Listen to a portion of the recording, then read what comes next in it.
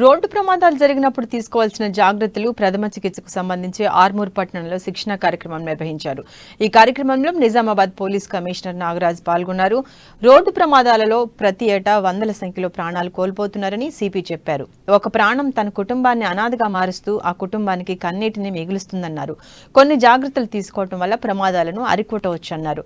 Helmet ధరించడం, cell phone నడుపుతూ driving చేయకపోవటం, సీట్ బెల్ట్ పెట్టుకోవటం, డ్రైవింగ్ సమయంలో మద్యానికి దూరంగా ఉండటం వంటి జాగ్రత్తలతో ప్రమాదాలను నివారించవచ్చని నాగరాజ్ వివరించారు.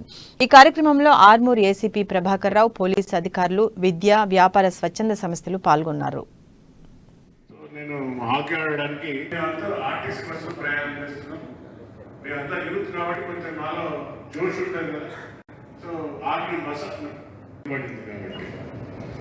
I think in the 80s arrested Sutherland, police officer.